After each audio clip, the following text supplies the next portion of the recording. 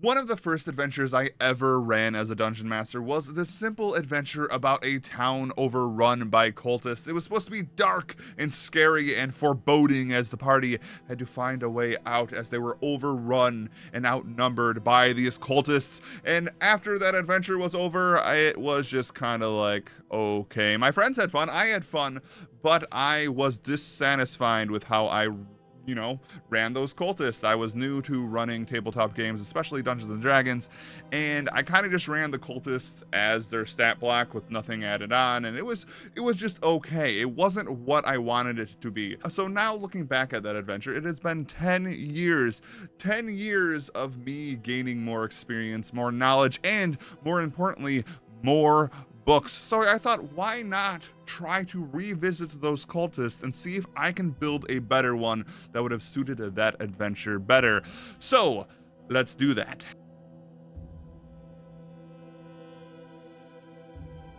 To create this better cultist, we are going to be pulling from these 3 books, starting off with the D&D 5th edition Monster Manual, because that original adventure was for 5th edition, and the base cultist from this book is incredibly simple, but in its simplicity, we can build something more terrifying. It doesn't really have much going on in its stat block, other than it has advantage on saving throws against being charmed or frightened, and that it has like a basic melee weapon attack.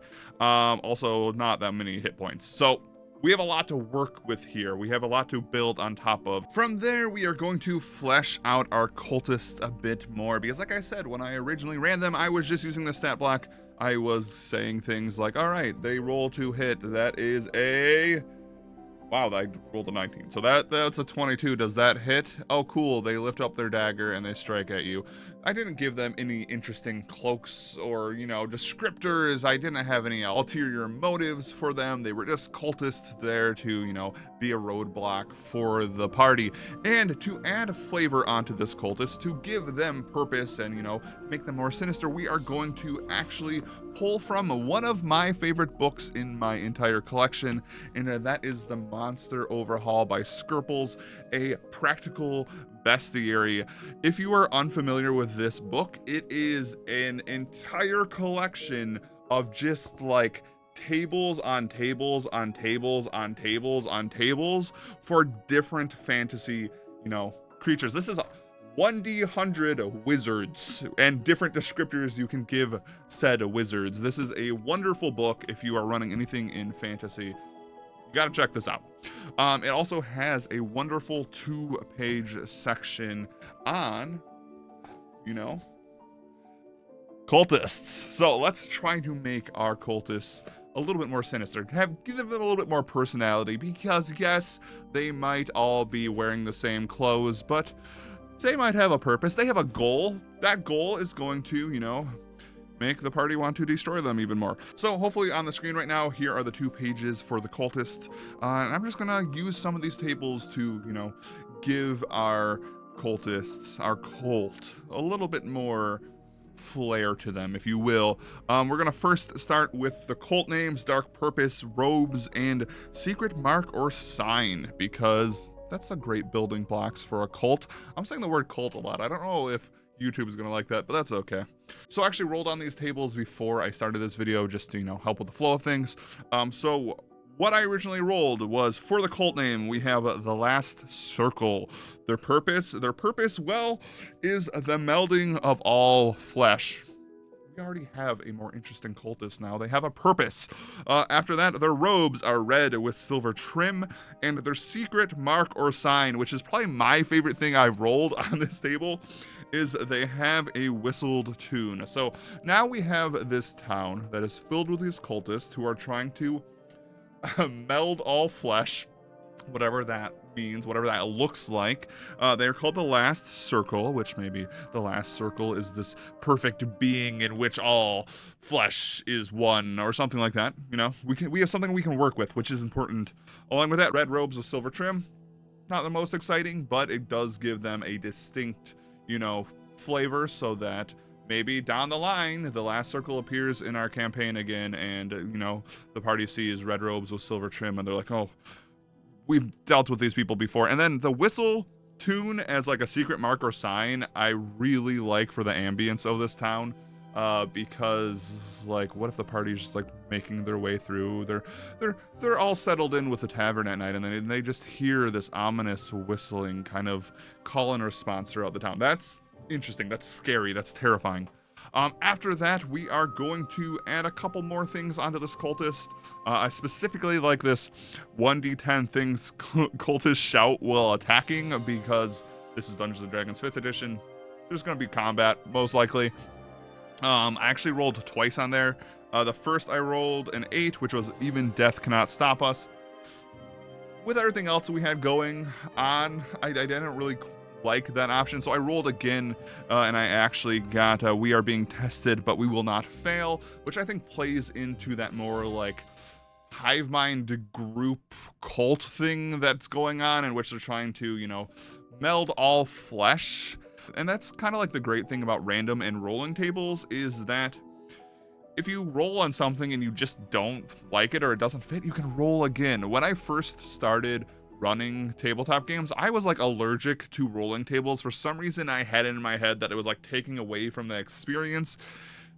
And that over the 10 years, that has changed so much. I love rolling tables so much. And maybe you're like me from the past who you don't like rolling tables. I just try them out. They're great. This entire book is great. Rolling tables are great. Any book that is just filled with rolling tables, I'm there for. And then the last thing I wanted to grab from this book was a minor artifact of sinister power and fabled powers of their exalted leader, because, you know, every good cult needs some type of big bad behind it, and that also could lead to more interesting things happening in that adventure if the party finds out that, you know, there is some type of sinister force behind this cult, which is always a big plus. So I once again rolled on these already. We got a 1, so founder portraits glares at least loyal cultist. That's fantastic. That's really fantastic, especially because we have these cultists like overrunning this town. They have this very sinister goal. They're whistling to like communicate. They think this is an entire test because of what they're shouting before they go into combat. And the idea that like maybe like this supernatural force compelling them to do this like isn't even just like a being, it's just like this portrait that is staring at them, and then it makes the cultists even more interesting. And what happens when the party finds this portrait, and what could that lead to down the line? What adventures could that lead to?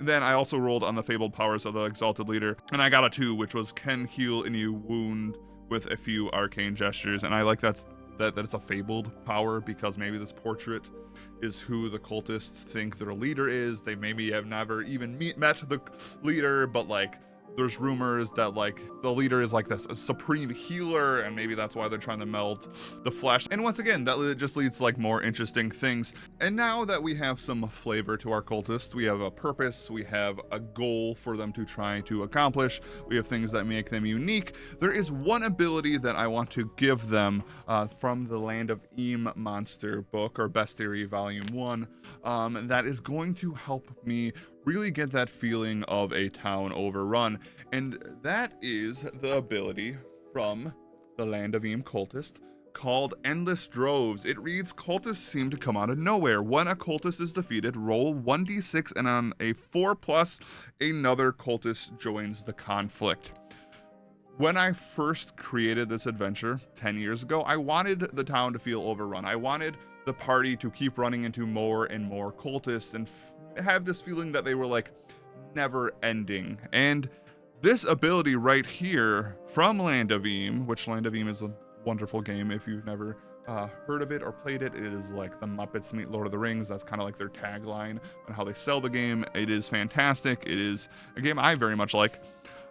By adding this Endless Droves like ability to the cultists in this town, it does give them the feel that they are endless. Because there's always a chance that like the party, you know, eliminates some cultists and then more show up, and that can just kind of go on forever, which means the party then has to like think outside the box to accomplish whatever they're trying to accomplish in this town. Because originally when I wrote that adventure, they were just finding themselves in that town, and they could choose if they wanted to take out the cultists or not. But like I said, when I first ran it, I was new. There wasn't really much going on in that town other than it was filled with cultists. But now, thanks to all these books, we have a cult with a purpose. They're unique.